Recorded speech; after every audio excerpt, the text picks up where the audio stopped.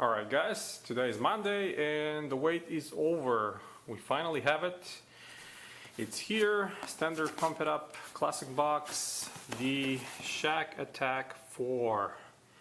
The black and white and Team Royal colorway, the original colorway that Shaq wore back in 94-95 season when he played on the NBA Finals versus the Houston Rockets and lost the finals, but nevertheless, legendary model.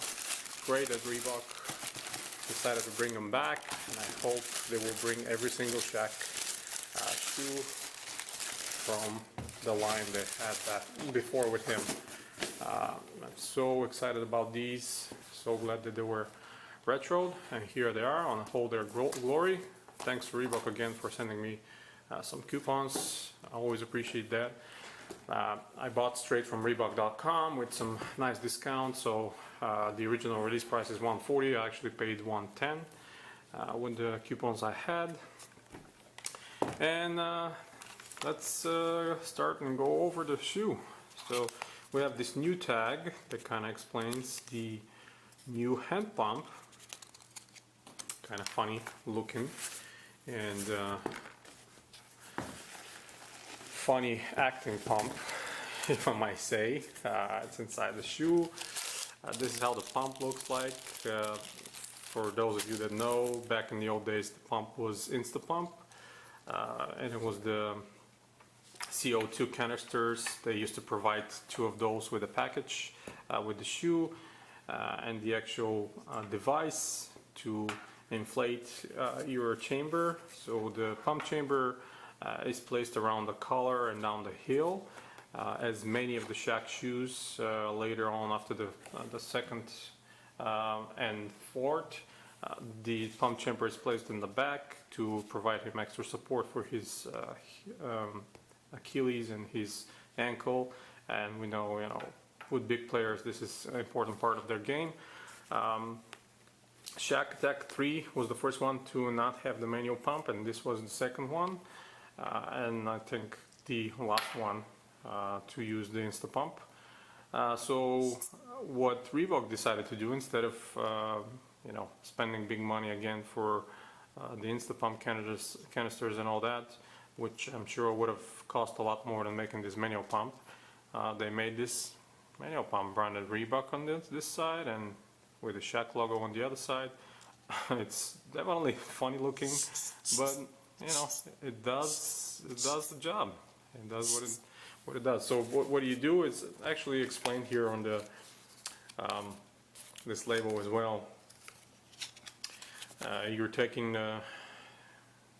the shoes on your feet, then you're placing the hand pump over the nozzle to inflate, squeeze the pump, and customize your fit, and of course to stop inflating just remove the pump, and the final step, just to deflate, press the nozzle again. So what you do is you're taking the pump, you're putting it over the nozzle, push harder to kind of make a better connection there, and then just pump. And you can actually visually see how the pump chamber is inflating. That was interesting back in the day because the actual chamber is this neoprene material, so there's no more additional padding or anything like that. It's just this neoprene, and it's kind of like a whole inner booty, and yeah, as you can see, it's inflated, and to deflate just press the nozzle again and deflates. It works perfectly well, despite how funny it looks. I think it's a good solution.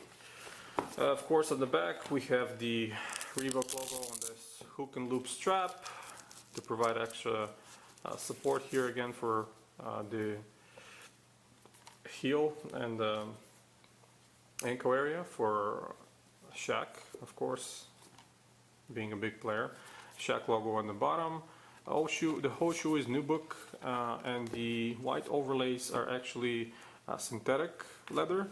One thing I remember from the original pair back in '94, those overlay panels were thick, full grain leather.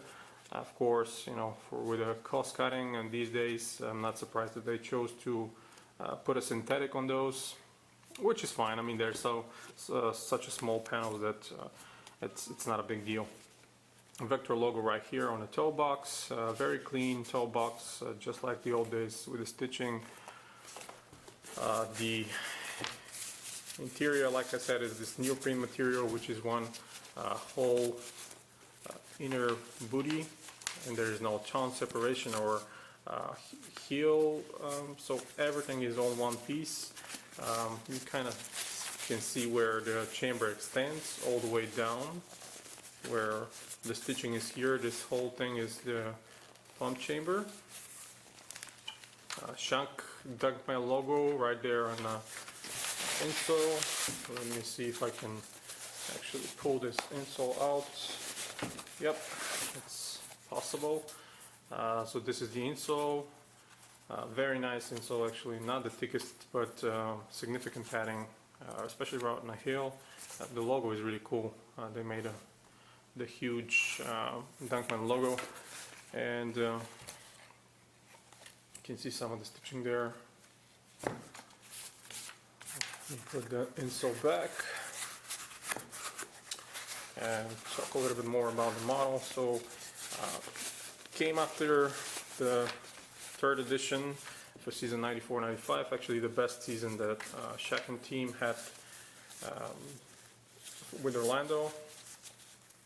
Production date is April 2014, so of course just recently. Row places, of course, just like it was before. The mesh on the sort of ton, because it's not a ton, it's inner booty. It's just like before. These are actually kind of like a hose, so you can put your finger through here, but the original pair, these blue panels right here were part of this neoprene material, so they were breathable, and now this is a nubuck right here. When they put, I don't know why did they chose to put nubuck here instead of keeping the neoprene material for better breathability, but that's what they did. Yeah, I mean, I think it's a great looking shoe, very clean. I mean, absolute classic Shaq and Reebok from that time.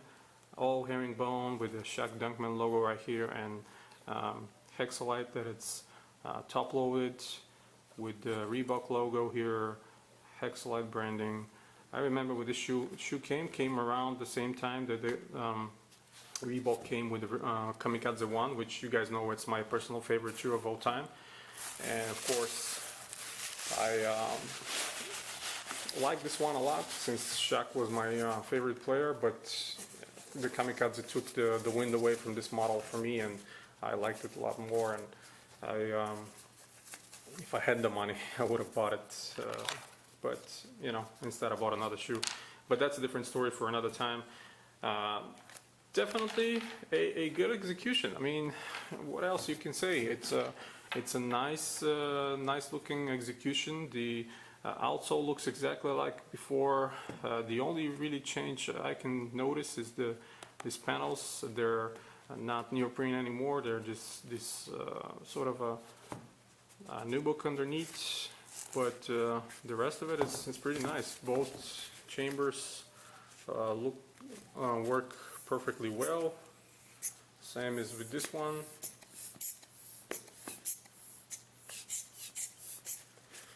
You really have to push it a little bit tighter to make a good connection. So you can see when it's pumped how it gets. We really have to, you can see the real texture of the pump chamber and the separation, and yeah, pretty cool. I'm very excited with these, and I can't wait for the other original colorway, the all white with the black panels, to come out. Also very classic Orlando magic colorway that Shaq wore back in those days. And yeah, you guys let me know what you think about these, but I definitely think they're a great execution. Reebok did a great job for them, and bringing this manual, funny looking pump but very functional for us to be able to utilize the pump chamber around the ankle area. So great. Thank you guys for all your support. Till next time, stay tuned to collectivekicks.com for more sneaker news, reviews, and history articles. And you have a wonderful day.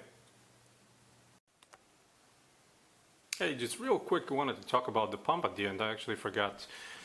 So how it functions. Very similar to if you guys have seen the old blood pressure monitors, how the nurses squeeze to pump around your arm to check your blood pressure. So from this side where the pump attaches to the nozzle of the shoe and the pump chamber, this part has these little teeth inside that push the nozzle inwards, and then when you squeeze, the air gets dispensed inside. At the same time, when you squeeze the pump and then release, squeezing the pump dispenses the air, at the same time blocks the other hole from the backside of the pump, so won't let the air escape from both sides, but just this one. And on the moment you release it, there's a valve on this side that retracts back and actually sucks the air back in to be able to inflate the whole pump, and then with the next squeeze the air will dissipate again and get dispensed inside the pump chamber. So yeah, this is basically how it functions. Exactly like these pumps, like I said, for the blood pressure monitors, the old styles, and actually the doctors pretty much use them even today because they're very accurate compared to the new style electronic ones. So yeah, good execution from Reebok, and probably didn't cost them a lot to make this pump, but then so functional to be able to use with this shoe. And possibly when they release, if they release the Shaq Attaq 3, we're going to be able to use the same one, but I'm sure the 3 will come with the same, but yeah, they will be able to use them for the 4 and the 3 and vice versa. So that's about it. Thanks again, and until next time, you have a wonderful day.